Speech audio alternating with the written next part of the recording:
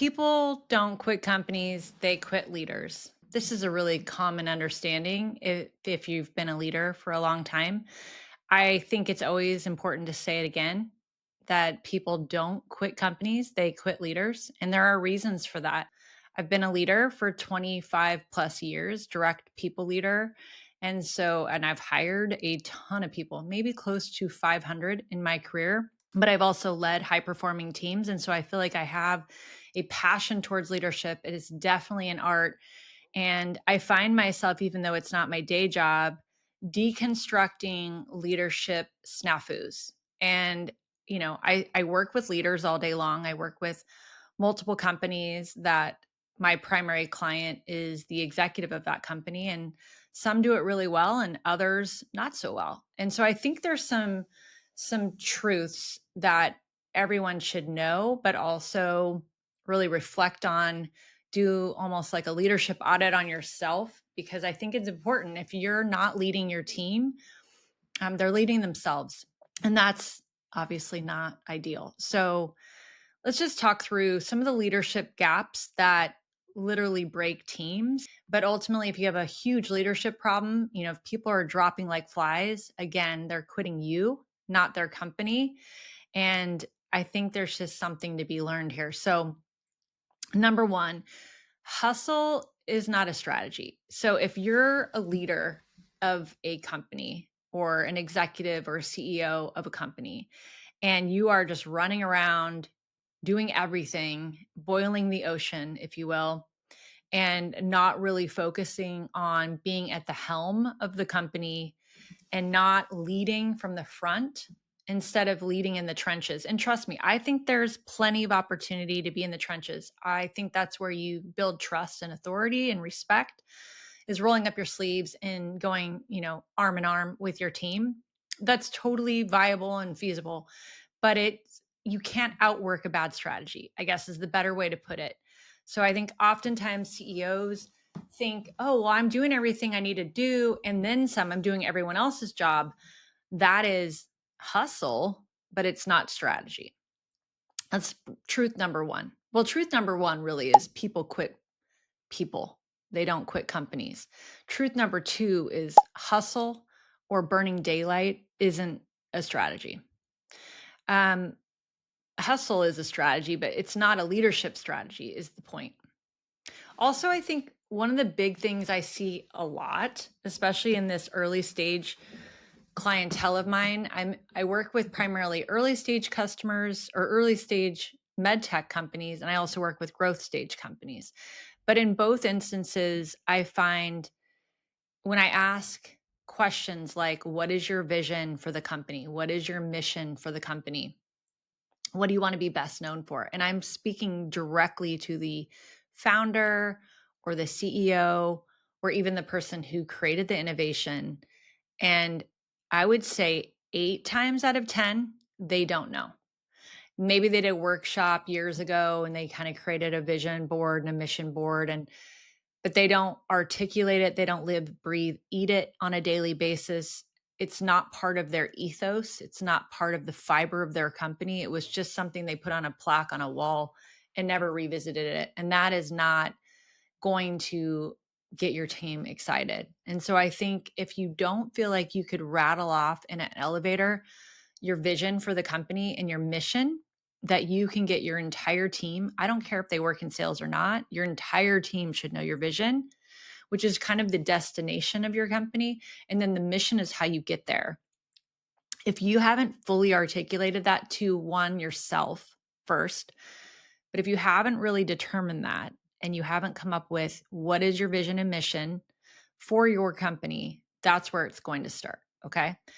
But once you've started with yourself and you're very clear on what is my end result, what is my ultimate goal, what do I want to be best known for, and how are we going to get there, and what's that going to look like? Once you have that crystal clear, then you need to disseminate that to both your internal team and your external team. But right now we're talking about leadership, so primarily your internal team. So I think vision misalignment is a silent killer because no one knows where the arrow is pointed.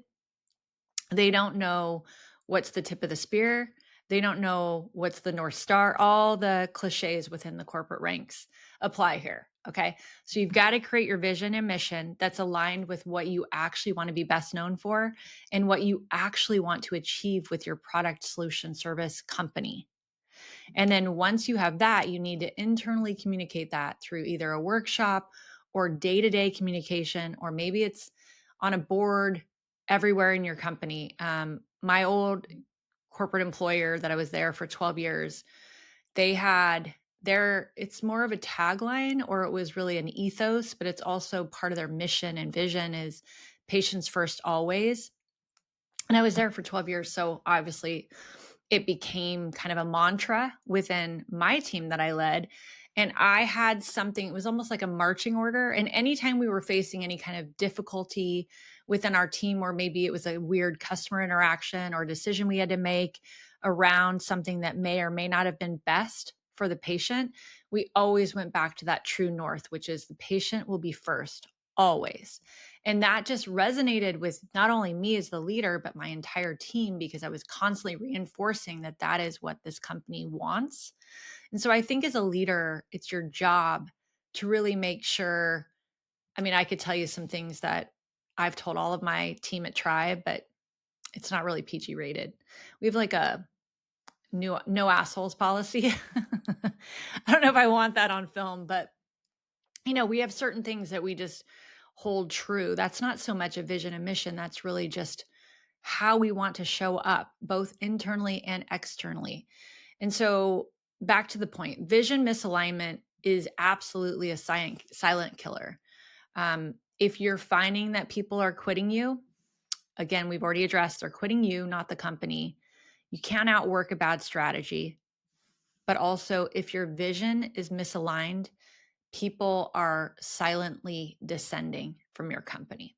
We see people that are running companies really, really well and efficiently, and people respect the heck out of them, and they're doing a great job, and people are not leaving, and they do feel connected to something bigger than themselves, which is ultimately the goal of any company. You want to build almost like your brand becomes the person of your company, and the brand stands for your personality, your voice, your identity, your experience, not your experience, but the experience you're providing to the customer, which is ultimately the hero of your story. And so I think what we found is some people do it really well and others really struggle at that, but it's a learned behavior. It's just a matter of being honest with yourself.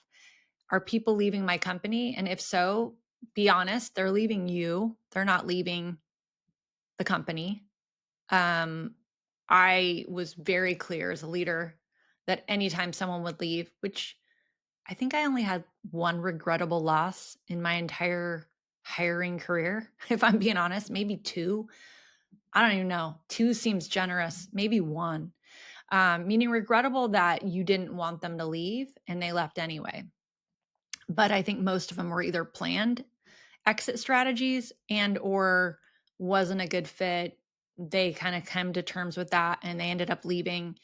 And those are always good because it takes the burden off you as a leader. But I do think if you have a lot of people leaving, it's time to kind of reconcile with yourself. What's my role in this? Am I being clear with our strategy? Do I have marching orders of what everyone should be focused on right now?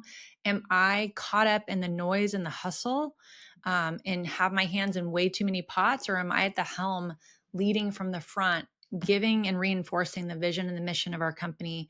Am I crystal clear on what I want to be best known for and giving direction to everyone on reinforcing that within our messaging, our customer experience, et cetera? And then the last thing I'll say on this, because again, I have a whole podcast around leadership because it's so important to me.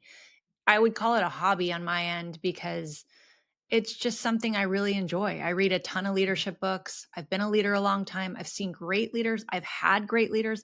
I've seen really crappy leaders. I've had really crappy leaders. So, and I know anyone listening to this can feel the same way. I guarantee you've all had great leaders and not so great leaders. But for me, it's an art. And I also think you should have a level of respect with respect to leadership, because leadership is something that I don't think everyone has innately. I feel like it can be learned. And I mean, I didn't come out of the womb as a leader, but I think my dad was a really strong leader. I definitely learned from him, but I also have just had great leaders and have tried to emulate them. And I've also really read up on things to improve your leadership, like emotional intelligence 2.0, no brainer. Every leader, if you're struggling right now, should go buy that book.